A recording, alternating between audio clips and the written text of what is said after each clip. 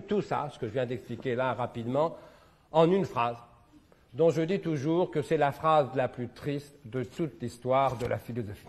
Comme ça, là, on aura touché le fond, on ne pourra plus que remonter.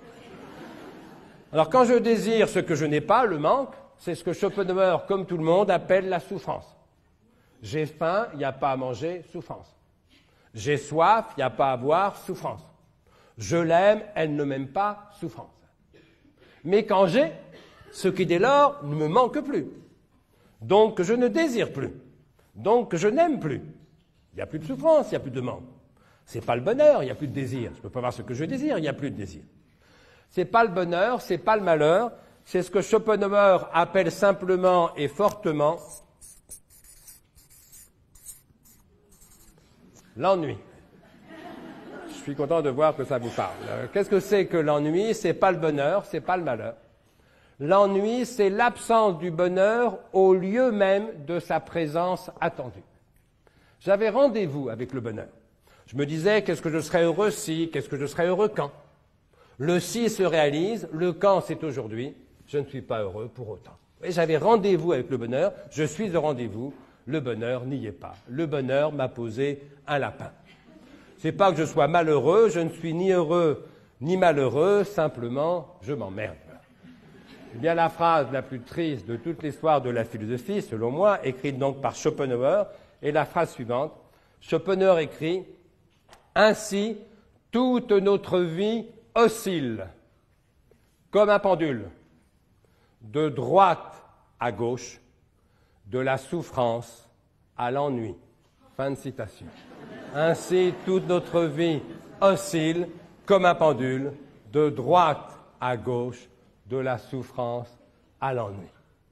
Souffrance parce que je désire ce que je n'ai pas et je souffre de ce manque. Ennui parce que j'ai ce que dès lors je ne désire plus. Souffrance du chômeur, ennui du salarié. Souffrance du chagrin d'amour, ennui du couple. Ça vous amuse moins. Vous voyez, l'essentiel malgré tout. C'est pas vous qui doivent le reprocher. Rassurez-vous, il n'y a pas que chez vous qu'on s'ennuie des fois, c'est normal. Il n'y a pas de couple où l'on ne s'ennuie jamais. Ça n'existe que dans les mauvais romans d'amour. Il n'y a pas de métier où l'on ne s'ennuie jamais. Ça n'existe que dans les mauvais livres de management, ce qui pour le coup est une espèce de pléonasme. Le philosophe Alain disait plus lucidement au début du XXe siècle, le seul métier où l'on ne s'ennuie jamais, c'est celui qu'on ne fait pas. Mais oui, bien sûr. Moi, si quelqu'un me dit, je ne m'ennuie jamais au boulot, ma première action, c'est pas de me dire, tiens, il doit travailler aux hôpitaux universitaires de Genève. Ma première réaction, c'est de me dire, encore un menteur, ou bien un inactif. De même, si quelqu'un me dit, je ne m'ennuie jamais dans mon couple, ma première action, c'est de me dire encore un menteur ou bien un célibataire. Il n'y a pas de métier où l'on ne s'ennuie jamais, il n'y a pas de couple où l'on ne s'ennuie jamais. Mais fort heureusement, il y a beaucoup de couples et de métiers où l'on s'ennuie rarement. Où l'ennui n'est pas la règle, mais l'exception, bien sûr. Un couple heureux, ce n'est pas un couple où l'on ne s'ennuie jamais, arrêtez de rêver.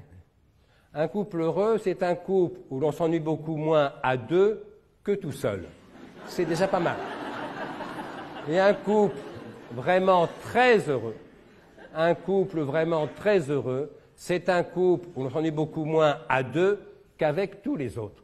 Et là, croyez-moi, ça devient franchement délicieux. Un boulot heureux, c'est pas un métier où l'on ne s'ennuie jamais. Arrêtez de rêver. C'est parfois un métier où l'on s'ennuie moins que pendant les vacances. Ça peut arriver. C'est peut-être un métier où vous ennuyez moins que vous ne vous ennuierez pendant la retraite. Ça peut arriver aussi. Et c'est ça que Platon n'arrive pas à expliquer. Quand on dit qu'il y a une chose qui donne tort à Platon, peut-être une seule ou plusieurs, mais qui reviennent tout de même. Ce qui donne tort à Platon, c'est ce fait incontestable qu'il existe parfois des couples heureux. Ça met une raison forte d'aimer les couples quand ils sont heureux et de n'être pas platonicien. Ce que Platon n'explique pas, mais ça revient au même en vérité, c'est ce fait incontestable qu'il existe parfois des travailleurs heureux. Ça met une raison forte d'aimer le travail quand il est heureux et de n'être pas platonicien.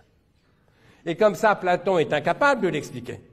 On a besoin d'une deuxième théorie du désir. C'est plus celle de Platon, c'est celle de Spinoza.